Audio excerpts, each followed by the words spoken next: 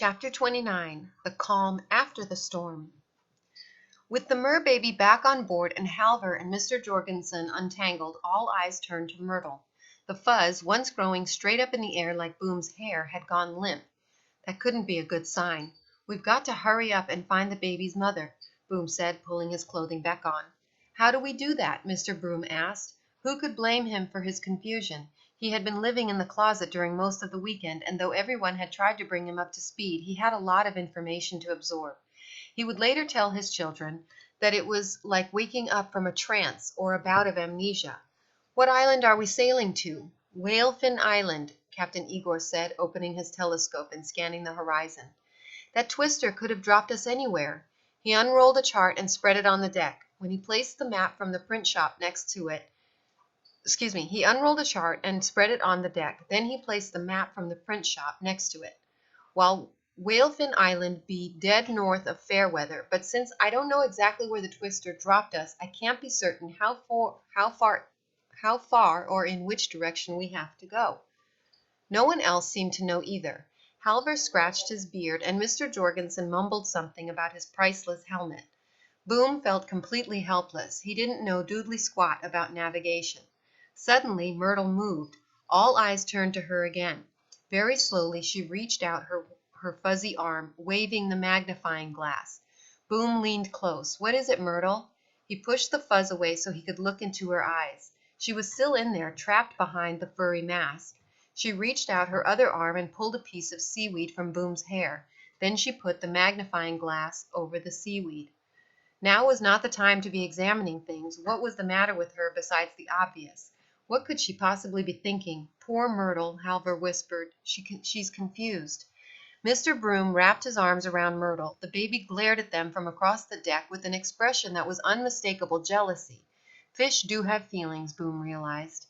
Again Myrtle put the glass over the seaweed. "She loves that glass as much as her mother did," Mr. Broom said sadly. "Millie carried it everywhere." Millie Broom could solve any mystery the department sent her way, Mr. Jorgensen recalled. "When I was chief of police, I relied on her all the time. She saw things through that glass that no one else could see." "Myrtle's a direct descendant of Mrs. Broom for sure," Halvor said. Myrtle kept waving the glass. "I think she's trying to tell us something," Boom realized. He took the glass and seaweed. She saw things no one else could see, like the map, for instance. Myrtle had been right about that drawing on the merbaby's scale. Boom's thoughts raced ahead, trying to figure out why his sister would want to examine a piece of seaweed. He put the seaweed on the deck and looked through the glass. "It just looks like a piece of spinach," he said, as the others huddled around. "It's green." Myrtle nudged Boom with her foot. Then she nudged him again. He looked back through the lens, harder this time, looking for something that no one else saw. Going beyond the surface of the plant, beyond the obvious. He squinted, staring into the green depths, and there, next to an array of green veins, tiny red dots shimmered. "It has red dots," Boom announced. "Red dots?" Captain Igor asked. "Let me see that." He took the magnifying glass and peered at the blob of greenery. "Why, this be the northern leopard seaweed. It only grows in the waters off Salt Rim Island." Captain Igor stood. That means that the twister has dropped us up north of Whalefin Island. We have to backtrack, lads. We have to go south." He licked his finger and held it up. "Not a touch of wind. We'll have to row." "Wait," Boom said as the men went to grab the oars. "Mermaids can grant wishes."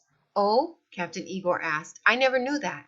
Boom crouched next to the baby. "I know you have something against granting my wishes," he said, "but this time it's really important. If we can find your mother, then you can go home and Myrtle can get well." The baby picked some kelp from her belly button. Boom closed his eyes and crossed his fingers. "I wish we could be at Whalefin Island."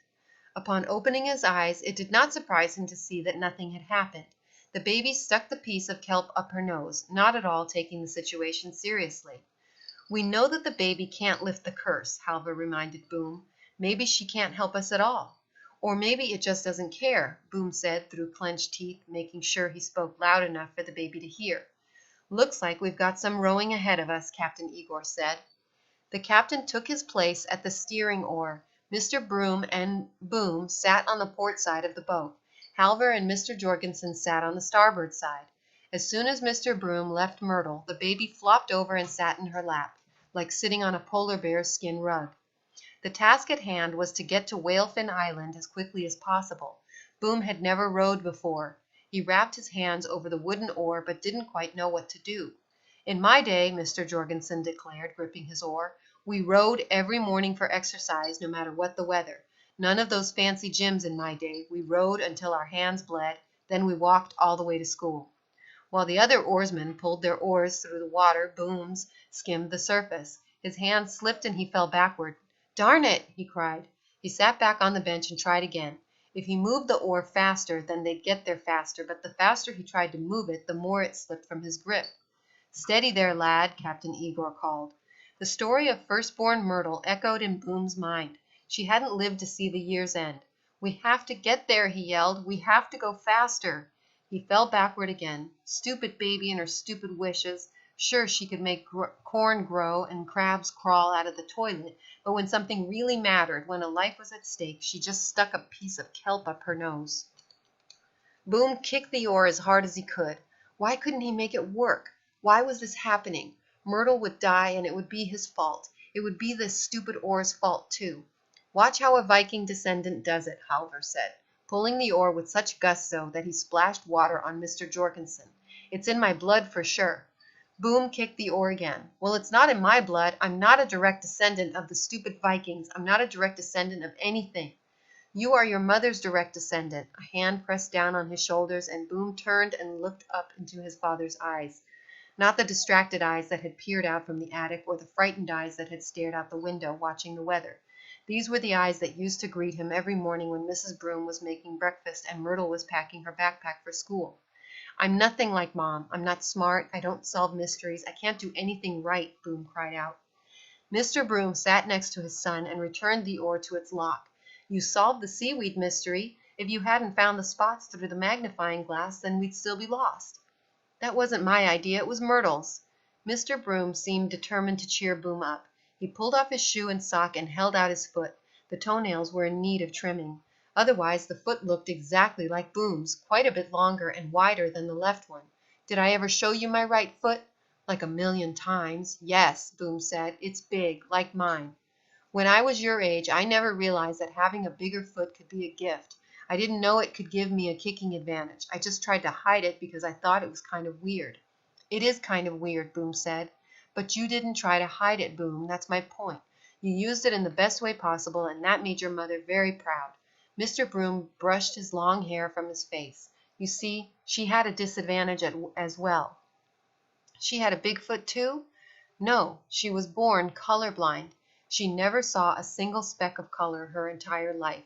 But rather than focusing on what others could see that she couldn't, she bought her magnifying glass and began to focus on the tiny world that most of us overlook, and she became an expert. Like you, she found strength in being different. Boom never knew that about his mother, but he felt too frustrated to allow himself to be comforted. My stupid big foot doesn't help us now, does it? I can't kick us all the way to Whalefin Island. He crossed his arms and scowled until his eyes started to burn. Mr. Broom began to row. Your foot might not do us any good, but your heart will. He took Boom's hands and curled them over the oar. Slowly and steadily he helped Boom guide the oar back into the water. Slowly and steadily they pushed and pulled until they matched the rhythm of the others. Boom caught on, and the boat moved swiftly through the calm sea. Mr. Broom took his hands off the oar, and Boom kept the rhythm going all on his own. I'm sorry I abandoned you, Mr. Broom whispered. He kissed the top of Boom's seaweedy head and returned to his own oar. Boom felt a rush of confidence as the oar became a graceful extension of his own body. You know, Dad, Boom called out, I'm your direct descendant, too. Halvard and Mr. Jorgensen, who had been eavesdropping the entire time, wiped tears from their eyes. Good to see, Halvard sniffled. Good to see a father and son back together. Mr. Jorgensen blew his nose on his shirt. I miss my old dad. Stop your blubbering and row. Row, lads, Captain Igor yelled. Row like the devil's breathing at your back. And they did. End of chapter 29.